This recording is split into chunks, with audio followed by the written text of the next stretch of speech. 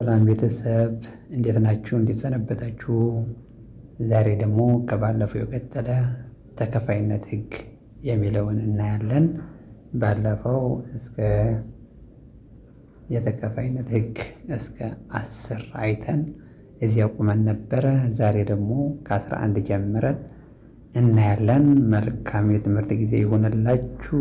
ላይክ ሼር እያደረጋችሁ ቤተሰቦቻችን ቪዲዮዎች ወደ ብዙ ሰዎች እንዲደርስ ስለምትረዱን እናመሰግናለን። አዲስ ቤተሰብ ካላችሁ ደግሞ ሰብስክራይብ እያደረጋችሁ ቋሚ ቤተሰብ እንድትሆኑ እንጠይቃለን። መልካም የትምህርት ጊዜ ይሆንላችሁ። ዲቪዚቢሊቲ ሩል ባይ 11 ተካፋይነት በ11 ተካፋይነት ህግ to check if a number is divisible by 11, find the alternative sum of digits by adding and subtracting them in turn. Alternatively, find the difference between the sum of the digit in odd position and the sum of the digit in even position. If the result is 0 or multiple of 11, the original number is divisible by 11. Example. ይህ ማለት በኤግዛምፕል ስናየው በደንብ ይገባችኋል። አሁን ይሄ 918,082 ይህንን ቁጥር የመጀመሪያው ኤቢ ብለን እንደምናስቀምጥ እንሰጠውና ኤዎቹ በአንድ እንደምራቸዋለን፣ ቢቢ በአንድ እንደምራቸዋለን። ከዛ ኤ ሲቀነስ ቢ አድርገን እናገኛለን ማለት ነው። አሁን ይሄ የኤስን እንደምራቸው 9 ሲደመር 8 ሲደመር 8 ስንት ይሆናል? 8 ሲደመር 8 16 ሲደመር 9 25 ይቀመጣል። ቢ ደግሞ 1 ሲደመር 0 ሲደመር 2 3 ይሆናል ማለት ነው። 3 ይሄ ሲቀነስ ቢ ስንት ይሆናል? 25 ሲቀነስ 3 22 which is a multiple of 11. so 918,082 is divisible by 11. ይህን ቁጥር በ11 ተካፋይ ነው ማለት ነው። እሺ እቺስ ሞክሯት እስኪ እናንተ 98 76 54 32 10 የሚሉ ቁጥሮችን እስኪ ሞክሯቸው። ይሄ አሁን 9 ሲደመር 7 ሲደመር 5 ሲደመር 3 ሲደመር 1 ማለት ነው። 9 ሲደመር 7 ሲደመር 5 ሲደመር 3 ሲደመር 1 = 25 እንደቀጠሙ ነው። ከቀድሞ ጋር እኩል መጣ ማለት ነው። የኤ ፖዚሽኑ ቢ ፖዚሽን ደግሞ 8 ሲደመር 6 ሲደመር 4 ሲደመር 2 ሲደመር 0 8 ሲደመር 6 ሲደመር 4 ሲደመር 2 ሲደመር 0 = 20። ስለዚህ ሰብትራክት ኤ ፍሮም ቢ ፍሮም ኤ ሲቀነስ ቢ ምን ይሆናል? 25 ሲቀነስ 25 መጣ አይደለ? 5 ማለት ደግሞ which is not multiple of 11 or 11. so 98 76 54 32 10 is not divisible by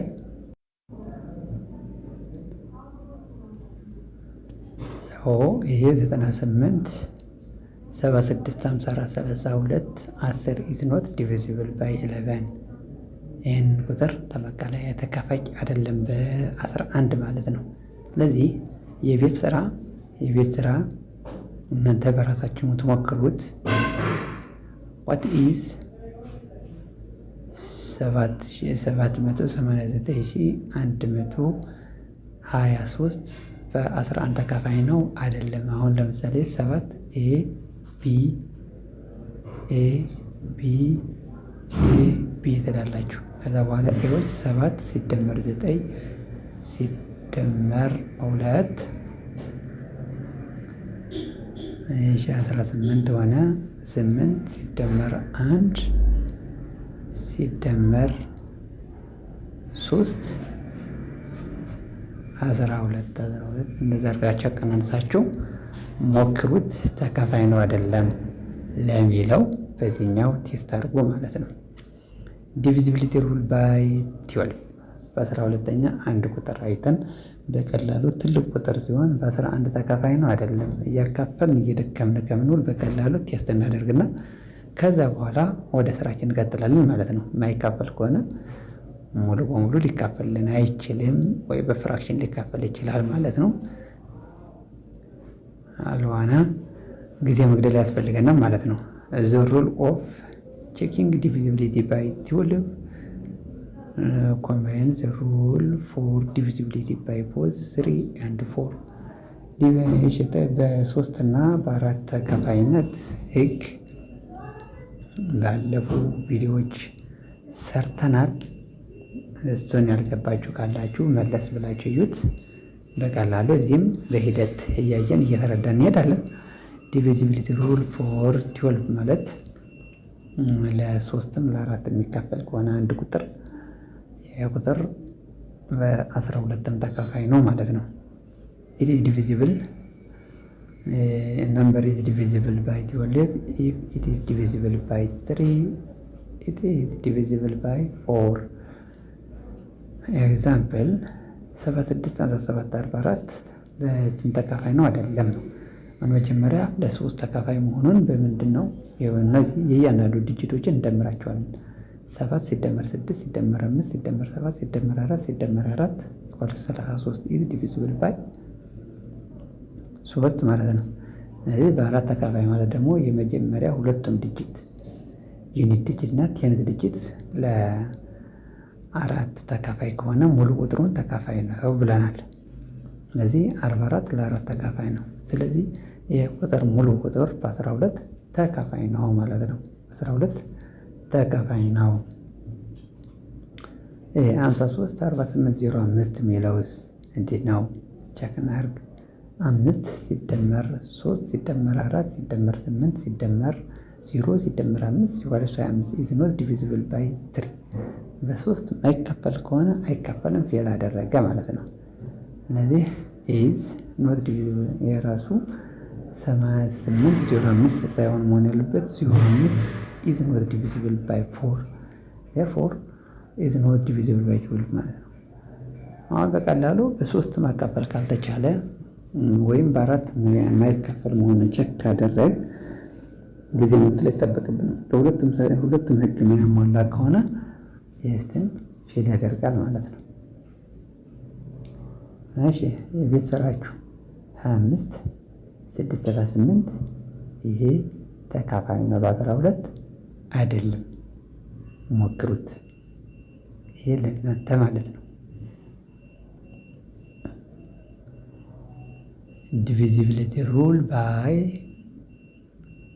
13 በ13 ተካፋይ ነው አይደለም ለማለት አንድ ቁጥር የተለያዩ ሜቶዶችን ልንጠቀም እንችላለን። ሜቶድ 1 multiply the last digit of a number by 4 and add it to the remaining digits if the result is divisible by 13 the original number is 2. Repeat the process as needed until you get a number you know is divisible by 3. አንድ ቁጥር የመጀመሪያ ዲጂት ነምበሩ የመጀመሪያ ዩኒት ዲጂት ማለት ነው። የመጀመሪያው ቁጥር በ4 እናበዛና እንደምረዋለን ከቀሪው ቁጥሩ። ከዛ በኋላ እንደዛ እያደረግ ለ13 ተካፋይ ነው አይደለም የሚለው እስከ መጨረሻው እንሄዳለን። ከዛ በኋላ ያ ቁጥር ተካፋይ ከሆነ ነው፣ ካልሆነ ደግሞ አይደለም ብለን እንደመድማለን ማለት ነው። በየአጠሙ የምታስታውሱ ከሆነ በ7 ተካፋይ መሆኑን ቼክ ስናደርግ ትንሽዬ የሚመሳሰል ነገር አለው። እሱ በሰባት ተካፋይነት ቼክ ስናደርግ የመጀመሪያ ዩኒቱ በሁለት አብዝተን ከቀሪው ዲጂት ከቀሪው ናምበር እንቀንስ ነበር። ይሄ ደግሞ በአራት አብዝተን ከቀረው ቁጥር እንደምራለን ማለት ነው። ለምሳሌ 273 ለ13 ተካፋይ ነው አይደለም ለሚለው 3 እንወስዳለን። 3 ሲባዛ በ4 12 ስለዚህ ቀሪው እዚህ 27 ቀረች ያለ 27 ሲደመር 12 ስንት ነው? 39 አይደለ? is divisible by 13 so is also divisible by 13 ይላል ማለት ነው። ሁለተኛ ኤግዛምፕል 559 divisible by 13 ተካፋይ ነው አይደለም ለሚለው ማለት ነው። 9 ሲባዛ በ4 36 እዚህ 55 ቀረ 55 ሲደመር 36 ስንት ይሆናል? 91 ሲካፈል ስለዚህ ስንት ይሆናል? 7 ጊዜ ይደርሰዋል። ስለዚህ 559 ለ13 ተካፋይ ነው ማለት ነው። ሁለተኛ ሜትድ ደግሞ የናምበር ኢንዲቪዚብል ባይ 13 if you can multiply it using the following method ይላል። take the last digit of the number multiply the last digit by 9 subtract the result from the rest of the number without the last digit. If the result is divisible by 13 including 0 then the original number is also divisible by ይህች ደግሞ ከዲቪዚቢሊቲ ባይ 7 ተመሳሳይነት አላት ማለት ነው። እቺ ለሰባት ተካፋይነት በሁለት አብዝተን ከቀሪው ናምበር ከቀሪው ቁጥሩ ስንቀንስ ነበር። እዚህ ጋር ደግሞ በ9 አብዝተን ቀሪ ቁጥሩ እንደምራለን ማለት ነው። አሁን ተመሳሳይ ላኛው ኤግዛምፕል ስንወስድ 27 273 3 ሲባዛ በ9 27 መጣ አይደለ? 27 ሲቀነስ 27 0። እዚህ ደግሞ ኢንክሉዲንግ 0 ደግሞ ለሁሉም ቁጥር ተካፋይ ነው። ስለዚህ ይህ ቁጥር ተካፋይ መሆኑን በዚህ መልኩ ማረጋገጥ እንችላለን ማለት ነው። ይኸው 0 መጣ። ስለዚህ ይህንን ለዚህ ተካፋይ ነው። ይሄ 9 ሲባዛ በ9 81 አይደለ? 55 ሲቀነስ 81 ኔጌቲቭ 26 which is multiple of 13 so 559 is divisible by 559 ለ13 ተካፋይ ነው ማለት ነው። ስለዚህ ይህንን ውሰዱ። ምን ይሆናል? 2600 በ13 ተካፋይ ነው አይደለም የሚለውን ቼክ አድርጉ።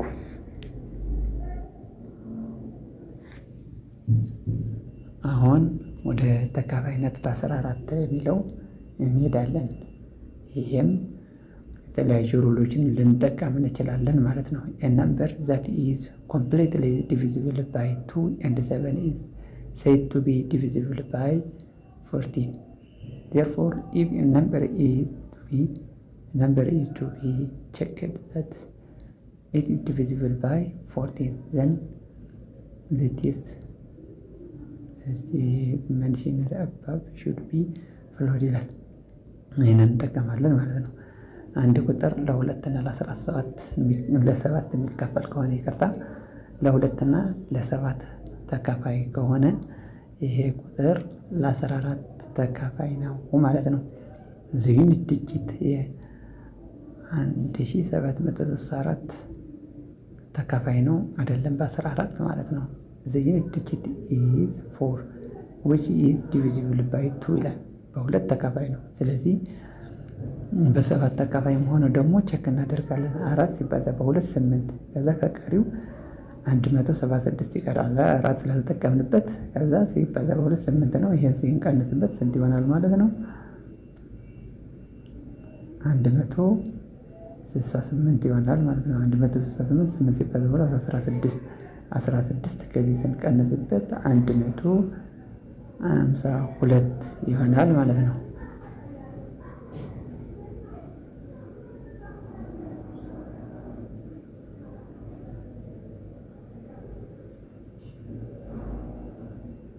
አዎ 16 ነው አይደለ?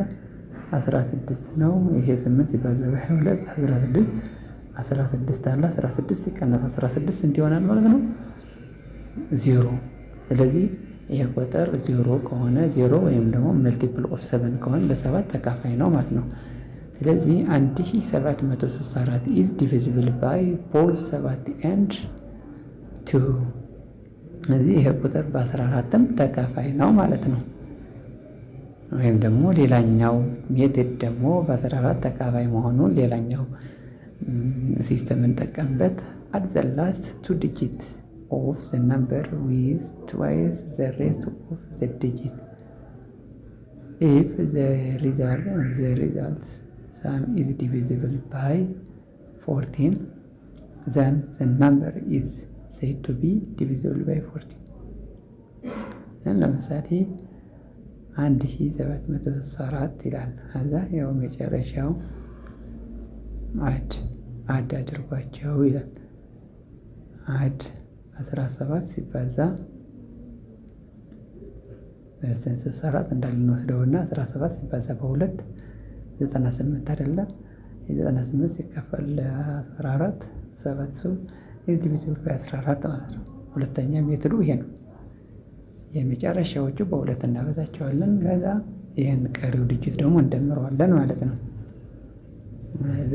እዚህ ጋር 46 ሲደመር 2 ሲባዛ በ12 ይህንን 24 7 ይህን ሲከፈል 5 ሰው ዲቪዚብል ባይ ይላል ማለት ነው። በ14 what is የቤት ስራችሁ የሚሆነው 1050 በ14 ተካፋይ ነው አይደለም ለሚለው ቸክ ታደርጉልናላችሁ ማለት ነው።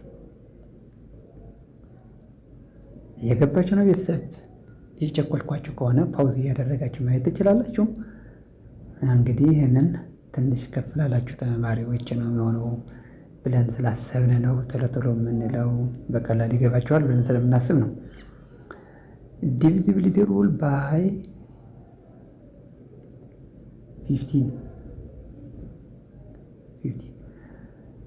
a number is divisible by 15 if it is divisible by both 3 and 5. To check this, you must confirm 2 conditions. The number must end in 0 or 5. ይህ ቀለል ማድረግ ማለት divisibility by 5 and the sum of its digits must be divisible by 3 divisible by 3። የባለፈው ፓርት በደንብ ካያችሁ የምንም አይቀላችሁም። ከነሱ ጋር የተያዘ ነው። አብዛኛው ከነሱ ጋር የተያዘ ነው የሚሆነው ማለት ነው። ዲቪዚቢሊቲ ሩል ከ3 እስከ 9 ያለ ከያዛችሁ ለዛ ቀሪው ከነሱ የተያዘ ነው። ከ10 እስከ ያለውን በዛ መልኩ ነው የሚሄደው ማለት ነው።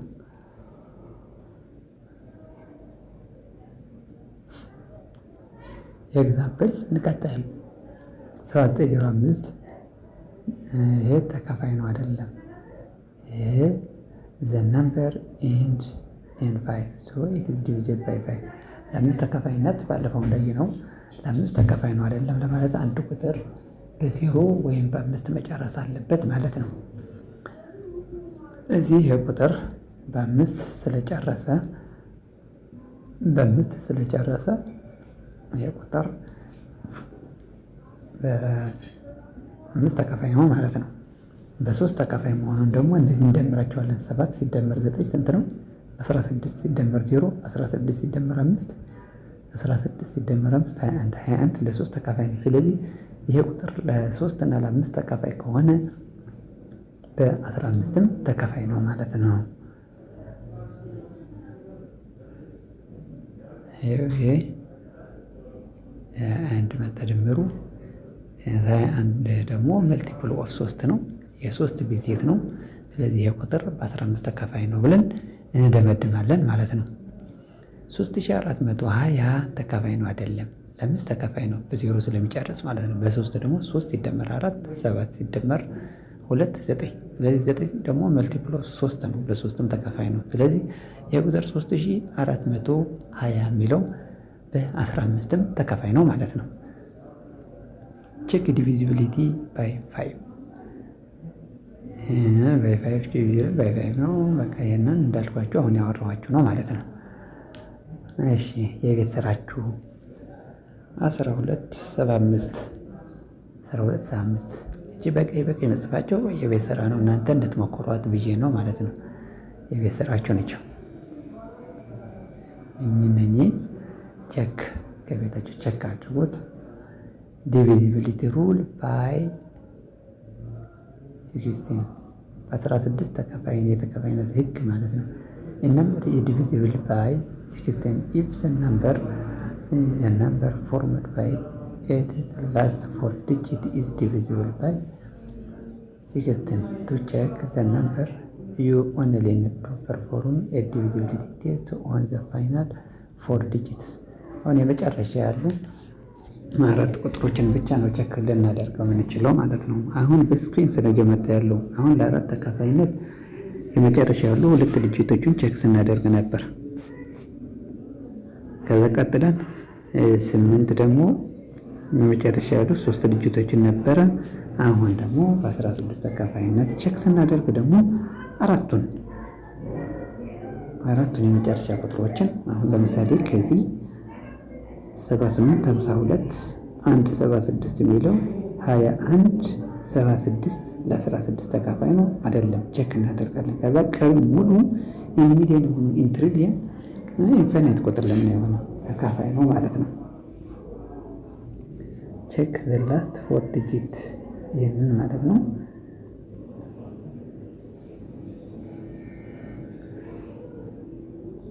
ይሄ ለ16 እናካፍላለን ማለት ነው። ስለዚህ 21 ሲካፈል 16 1 16 ሲቀነስ ከ21 ስንት ይሆናል? 5 7 ከዚህ እናወርዳለን ማለት ነው። እቺ ቀስት የምታሳያችሁ 7 ከዚህ እናወርዳለን። 57 ሲካፈል 16 3 16 48 ስንቀንስበት ከዚህ 17 ሲቀነስ 8 ስንት ነው? ሲቀነስ 8 9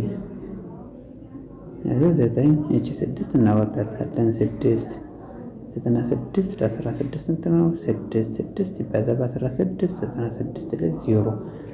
ይሄን ለ16 ይሄ ሙሉ ቁጥሩን ለ16 ተካፋይ ነው ማለት ነው። ይሄ 78 52 176 የሚለውን ቁጥር ለ16 ተካፋይ ነው ማለት ነው። በቀላል ሲስተም እንደዚህ አድርገን ቼክ እናደርጋለን ትላልቅ ቁጥሮችን ማለት ነው። አሁን ይሄ 52 78 የሚለውን በ16 ተካፋይ ነው አይደለም የሚለው ማለት ነው። ይሄ 394 ዲጂት እናመጣለን። ይሄ በዚህ ስናካፍለው 173 ይመጣል። ስለዚህ ይሄ 32768 በ16 ተካፋይ ነው ማለት ነው። ይሄ ቀይዋ አሁንም ልተውላችሁ ነው። ይሄ 49,558,78 የሚለውን በ16 ተካፋይ ነው አይደለም የሚለው ለእናንተ እተውላችኋለሁ። የቤታችሁ መኩሯት ማለት ነው። ሞክራችሁ የሚያስቸግራችሁ ነገር ካለ ወይም ሀሳብ አስተያየት ካላችሁ ኮመንት ጻፉልኝ። አዲስ ቤተሰብ ካላችሁ ሳብስክራይብ እያደረጋችሁ ነበር ቤተሰቦቻችን ላይክ ሼር እያደረጋችሁ ቪዲዮን ብዙዎች እንዲደርስ በማድረግ እንድተባበሩኝ ስል በአክብሮት እጠይቃለሁ። መልካም የትምህርት ጊዜ ይሁንላችሁ። በ17 ተካፋይነት የሚለው ደግሞ እንቀጥላለን። to check for divisibility by 17 multiply the last digit of the number by 5 and subtract the product from the rest of the number if the result is 0 or multiple of 17 then the original number is divisible by 17. You can repeat this process as many times as needed for large number. ይህንን ምን እናደርጋለን መሰላችሁ? ከ7 ተመሳሳይነት አለው። የመጨረሻው ዲጂት በ5 እያበዛን ከቀሪው ቁጥር እንቀንሳለን።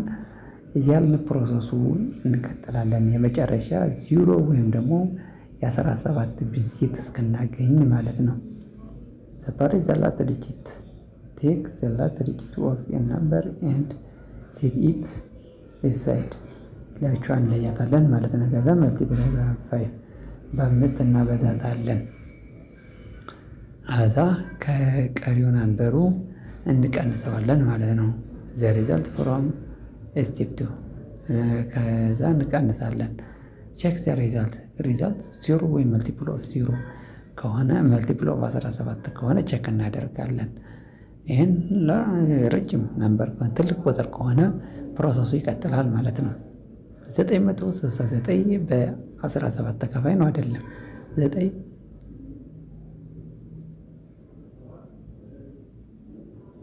በ5 ነው የታይፒንግ ኤረር ነው ቤተሰብ 4.5 ነች። 5 ሲባዛ በ4 በ9 ስንት ነው? 45 ነው። 45 ስለዚህ 96 እዚህ ቀርታ ነበር። 96 ሲቀነስ 45 ስንት ይሆናል? 51 51 ደግሞ ለስንት መልቲፕል ነው ማለት ነው። 51 17 በ3 ይደርሰዋል ማለት ነው። ኦሪጂናል ነምበር ያልሶ ዲቪዚብል በ17 ይላል። 306 ተካፋይ ነው አይደለም። ይሄ በ5 እናበዛው 30 ሲቀነስ 30 0 ይሆናል ማለት ነው። 5 ሲባዛ በ6 30 ሲቀነስ 30 0። ስለዚህ 0 ኦር መልቲፕል ኦፍ 17 ከሆነ ያ ቁጥር ተካፋይ ነው ብለናል። ስለዚህ ይህ 306 በ17 ተካፋይ ነው ማለት ነው። በቀላሉ አጠር አድርገን እንደዚህ አድርገን ቴስት እናደርጋለን። ይህ ደግሞ ለእናንተ የቤት ስራችሁ ነው። 493 በ17 ተካፋይ ነው አይደለም። ይህ ለእናንተ የቤት ስራችሁ ነው። ዲቪዚቢሊቲ ሩል ባይ 18 a number is divisible by 18 if it is divisible by both 3 and 9. To check, first ensure the number is even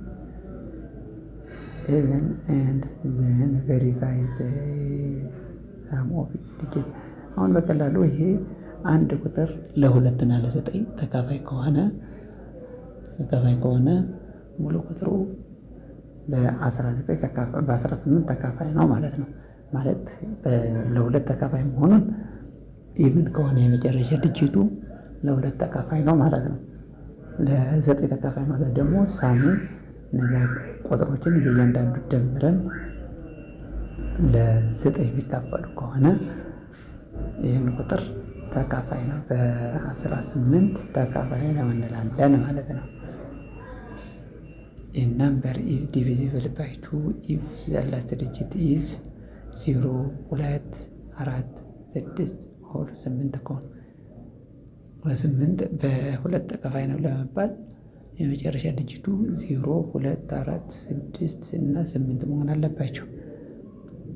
ለ9 ተካፋይነት ደግሞ ድጅት ነበሩ የእያንዳንዱን ደምረን ዲቪዚቢሊቲ ባይ 3 እንደሰራ ነው ልክ ለ3 ተካፋይነት እንደሰራ ነው ልክ እንደምረን ድምሩ ለ9 ተካፋይ ከሆነ የቁጥር ለ18 ተካፋይ ነው ማለት ነው።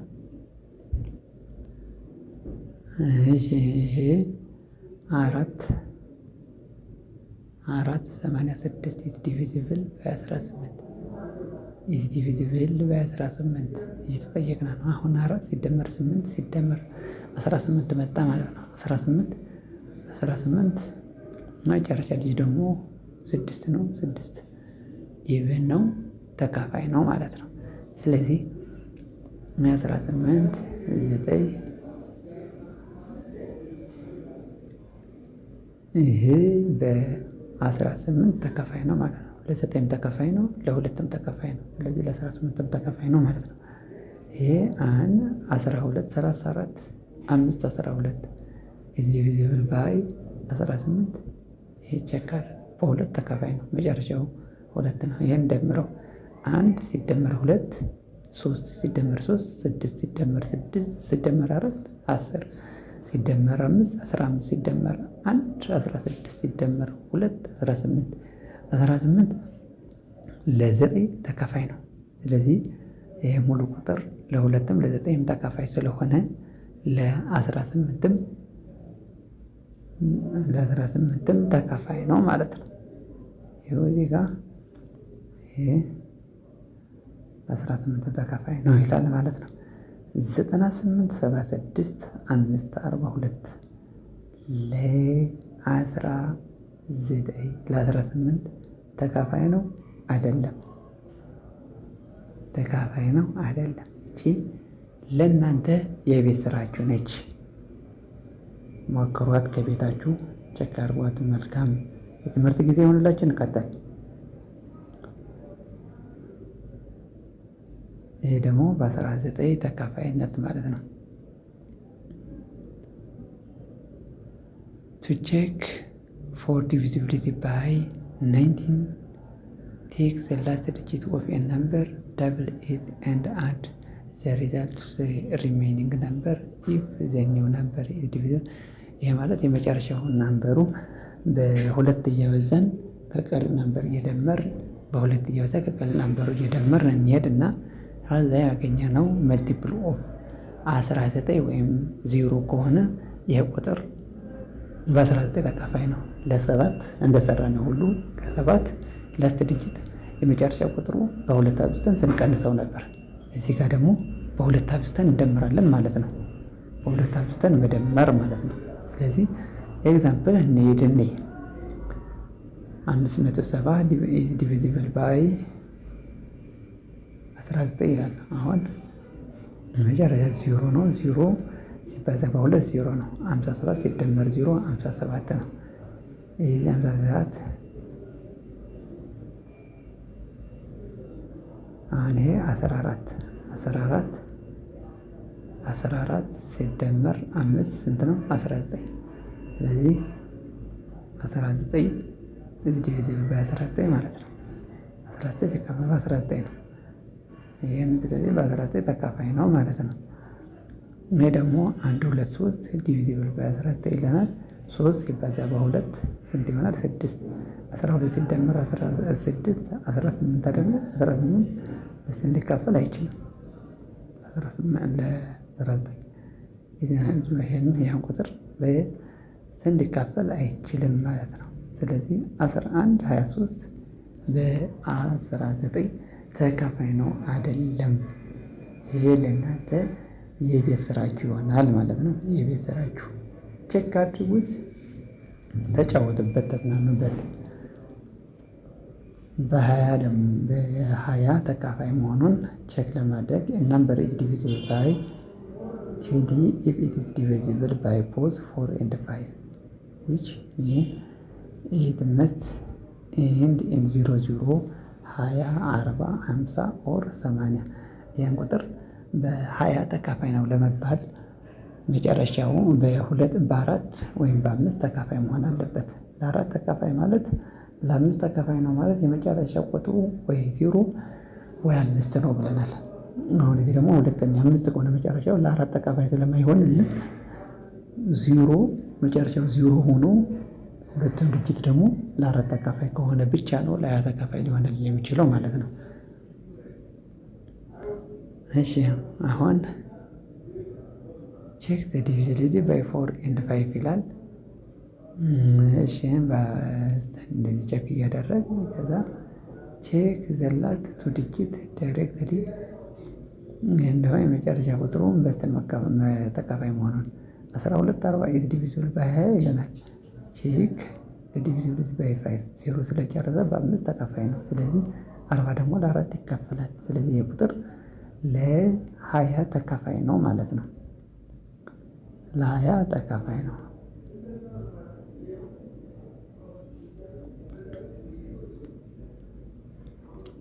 ይህንን 31 00 is divisible by 20 ይላል። ስለዚህ 0 ነው መጨረሻው፣ በ5 ተካፋይ ነው። 0 ነው። የሁለቱም ዲጂት ደግሞ 0 ነው። ለ4ም ተካፋይ ነው። ስለዚህ ይህ ቁጥር 20 ተካፋይ ነው ማለት ነው። 3100። ስለዚህ ይሄ ደግሞ 1565 በ20 ተካፋይ ነው አይደለም የሚለውን ነው ይህንን ቼክ አድርጉ ማለት ነው። አሁን ይህን ዲቪዚቢሊቲ እስከ 10 ባሉ አጠር አድርጉን። ይህን በስክሪንሺት ደግሞ አለ። ኮንዲሽንስ በሁለት ተካፋይ ማለት ላስት ዲጂት ኢዝ 0 2 4 6 8 ከሆኑ በሁለት ተካፋይ ነው ማለት ነው።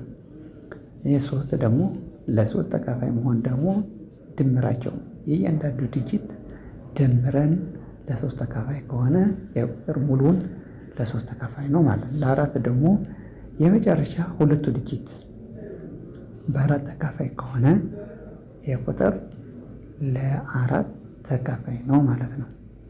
አምስት ቁጥር በአምስት ተካፋይ መሆኑን ደግሞ የመጨረሻ ዲጂት ናምበሩ 5 ወይም 0 ከሆነ የቁጥር ለአምስት ሙሉውን የቁጥር ለአምስት ተካፋይ ነው ማለት ነው። በስድስት ደግሞ ነምበር ዲቪዚብል ባይ 2 ኤንድ 3 ለስድስት ደግሞ በሁለት እና በሶስት የሚካፈል ከሆነ ያ ቁጥር ለስድስትም ተካፋይ ነው ማለት ነው።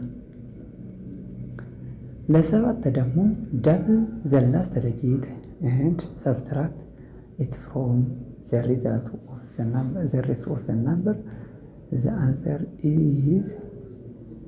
አንሰር ኢዝ ዲቪዚቢሊቲ ባይ 7 ይላል። አሁን አንድ ቁጥር በሰባት ተካፋይ ነው ለማለት የመጨረሻ ቁጥሩ በሁለት አብዝተን ከቀሪው ቁጥር ስንቀን እየቀነስን መጨረሻ የሚመጣልን 0 ወይም ደግሞ የሰባት ብዜት ከሆነ የቁጥር በሰባት ተካፋይ ነው ማለት ነው። በስምንት ደግሞ የመጨረሻው ሶስቱ ዲጂት ለስምንት ተካፋይ ከሆነ ሙሉ ቁጥሩ ለስምንት ተካፋይ ነው ማለት ነው። ዘጠኝ ደግሞ ከሶስት ተመሳሳይ ህግ አለው።